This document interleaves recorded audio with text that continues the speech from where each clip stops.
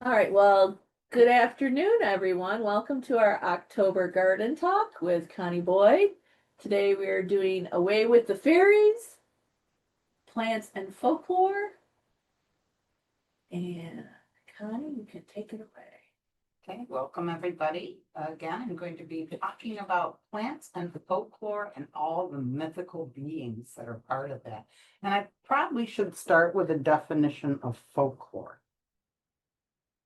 Mhm. So folklore is an oral tradition. So usually with folklore, you're not going to find it's something that people have written down. There's no one particular author, but it's a tale or a story that's told over and over. So it really becomes embedded in the culture or the community.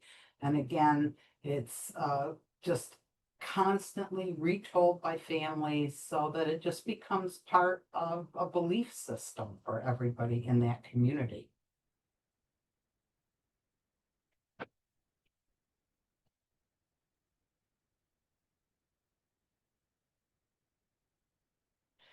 Now, why are magical beings and plants such a part of folklore? Well, you have to look at the dependency that people had on plants. And even today, we have that dependency. We use them for food, they were used for shelter, and certainly for medicine. And even today, you can find people that use plants for herbal medicines. And we want to understand our world. Everybody does. You want to have a rationale and a reason for why things happen, why things occur. Without a lot of scientific knowledge, people turn to magic. And so, therefore, it was mythical and magical creatures that created plants that determined whether they would grow or not grow.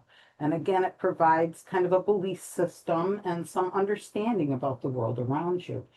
I like the fact also it kind of gives you a way out to say, well, it's not my fault. It's not my responsibility. It was, the creatures that created this kind of circumstance. So again, it can give you a sense of control, and it can also give you a complete lack of control over things.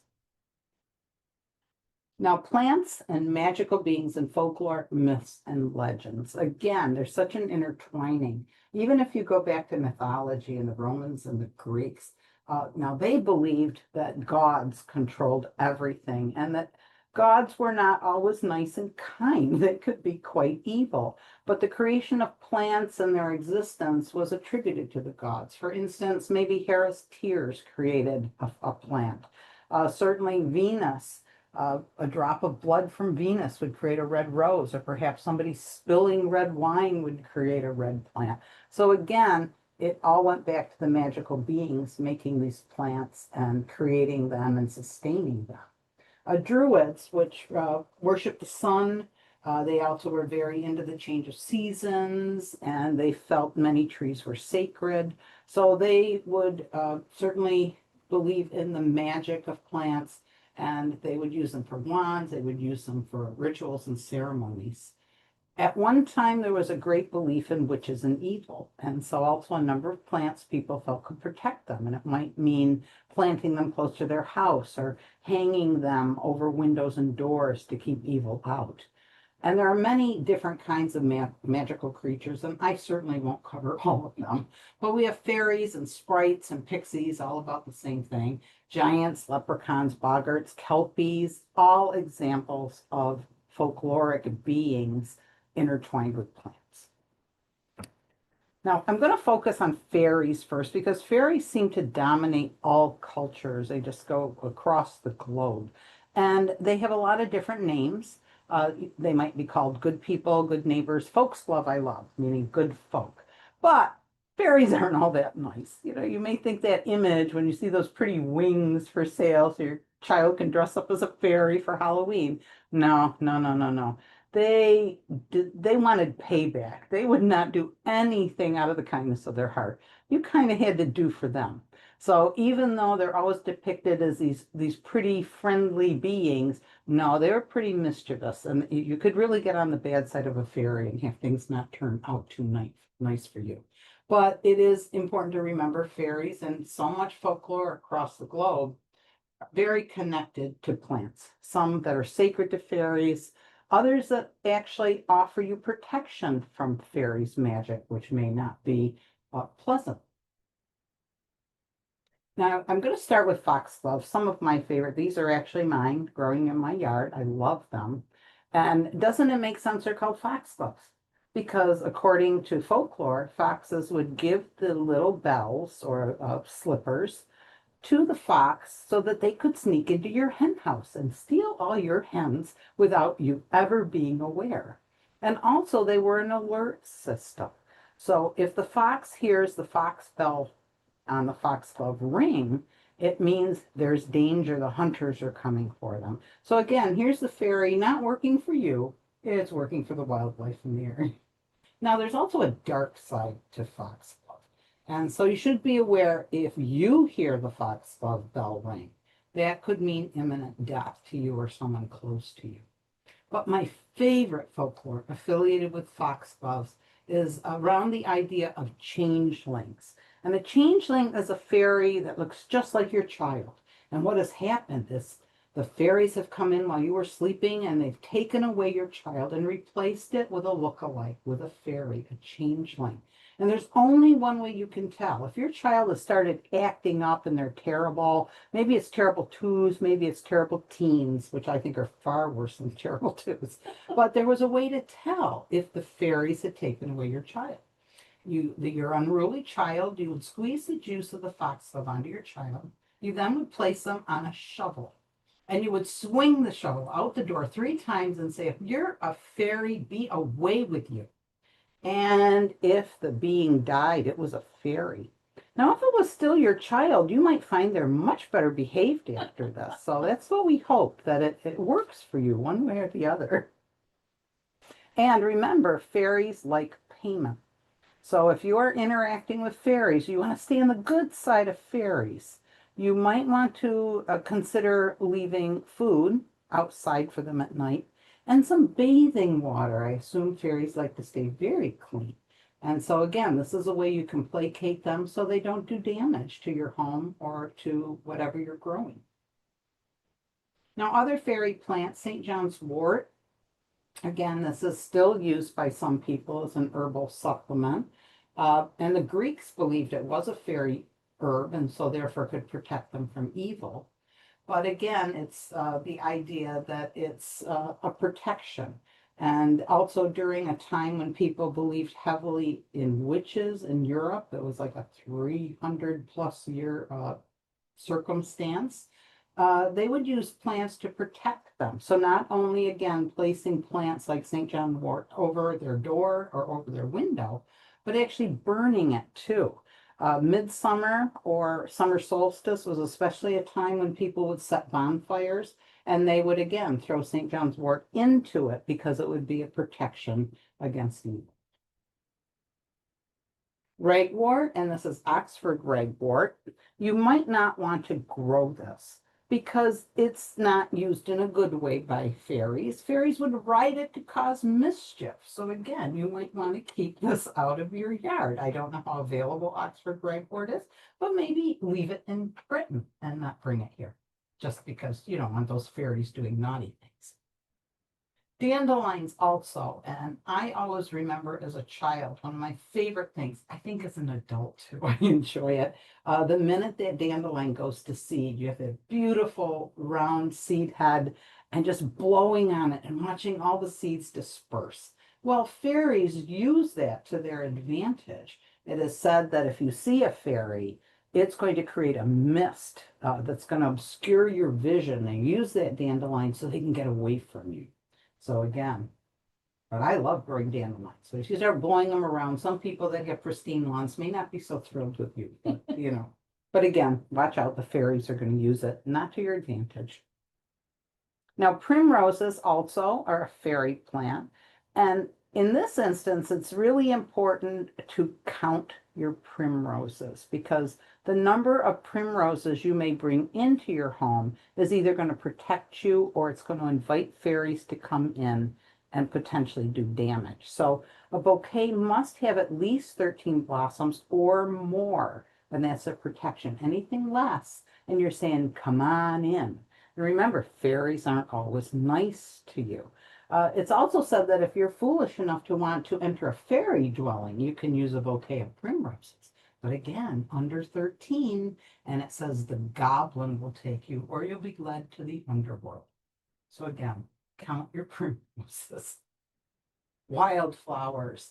Wildflowers fairies particularly love, not necessarily to cut them, but they like to dance and sing in the evening, in the dark, and they will form rings around the wildflowers so that if you are growing wildflowers, you ever notice a ring around them, that means the fairies have been active the night before.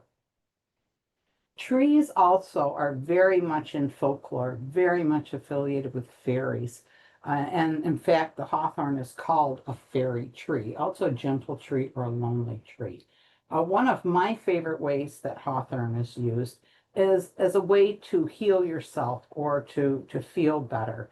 But this in particular requires that you take a piece of cloth and you tie it around a hawthorn, and it's said that as the cloth disintegrates, your illness would be lifted, and that's a gift from the fairies. Now, when this all came to be, and these trees still exist to this day, especially in Ireland, it's very important that you use a natural fiber. If you're foolish enough to tie something synthetic to this tree, you are never going to get well because it's not going to disintegrate. So it's really important you're using something that's a natural fiber. And sometimes these trees are near water, and the water would also be considered sacred to the fairies. They're also called clootie trees. And I know in Ireland, if you ever get to travel there, the Hilatera has a clootie tree, and you will see them all over. They're still utilized to this day. Now, we mentioned protection from evil or from witches. Hawthorn also provides that benefit. So again, blossoms hung over your door or a branch is going to ward off evil to not, so it can't enter your house. However, remember, it's a fairy tree. So don't go falling asleep under it or those fairies are going to get you and they're going to tow you to the underworld. So again, make sure you have enough primroses and you don't sleep under this tree and you're gonna be okay.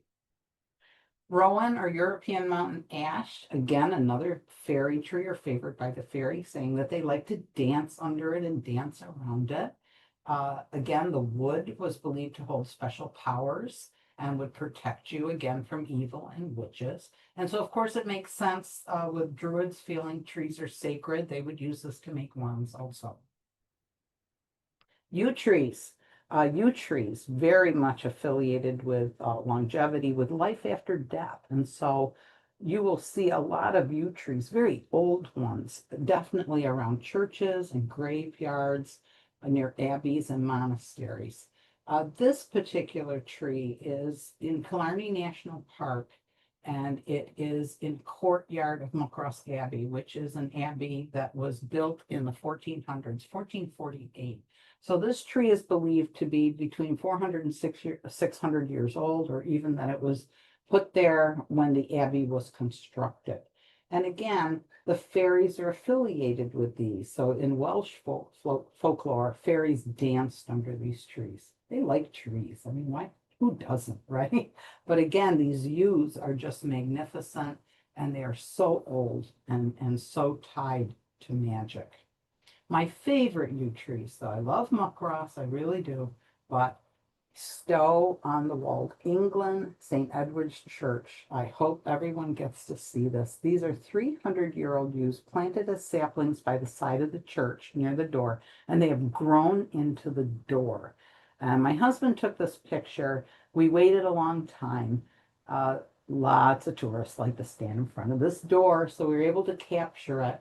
And I don't know if anyone out there is familiar with Lord of the Rings, whether it's a movie version or a book, but I swear this leaps off the pages and off the movie screen. It's so magical. And these trees are healthy and will probably go on long after I'm gone. Now, pixies, let's go to another magical creature. Let's go to a smaller one. They look very much like fairies, but they're usually even more troublesome than a fairy, very mischievous, and they are very much affiliated with crops and with home. And they can control whether something grows or whether it doesn't. So again, be nice to the pixies. And the best way you can do this, just like the fairies, you're going to leave out food. So whatever you're growing, you would leave it outside your door at night for the pixies. And pixies, I don't know how much they want bathing water. They probably appreciate it, but they like milk. So be sure you leave some milk out.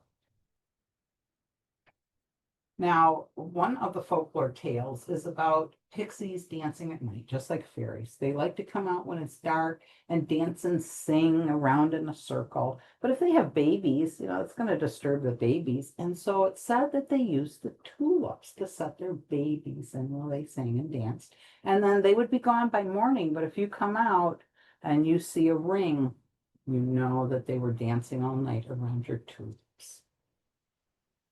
Now, apple trees, again, a number of trees sacred. The Celts considered apples food of the gods. Druids, of course, considered them also sacred. They would have used them for wands and for rituals and ceremonies. But one of my favorite pixies, I have to admit, doesn't look like a fairy at all. It's a horse, and it's called Lazy Lawrence. And it said that if you are foolish enough to go into an apple orchard at night, perhaps to steal apples from your neighbor, Lazy Lawrence is going to first immobilize you with his green eyes, and then he's going to bite you. And I can't help but think that anybody who had an apple orchard helped promote this folklore in their community because it might salvage their crop from people coming in to steal from them. Now, there are certainly other magical creatures, just so many magical creatures. I'm just going to share a few with you. Boggarts or boggles are affiliated with potatoes. They're very uncouth and ugly creatures that are going to give your potatoes blight. So here's a boggart, nothing like in the Harry Potter. It's not a shapeshifter, but we know where she got a lot of these creatures for her stories. So again, wouldn't it make an explanation for people that lose their entire potato crop? It's got to be this being that came in and caused havoc. Now, the apple tree man, also back to apples, it said that he will come through at the end of the season. So it's always critical you leave one apple out for him. And if you do, he is going to help guarantee a good harvest the next year. If you forget him, it might be really bad for you. So again, these creatures, they like to be paid off. What can I say? Kelpies are one of my favorites, and they're a water spirit. This picture we took when we were in Scotland. I believe it's in Falkirk. And if you look at the bottom right, you're going to see tiny little people. Those are real people. These things are enormous. They're metal. They light up at night. You can see them for miles, and they're just majestic, awe-inspiring, as are Kelpies.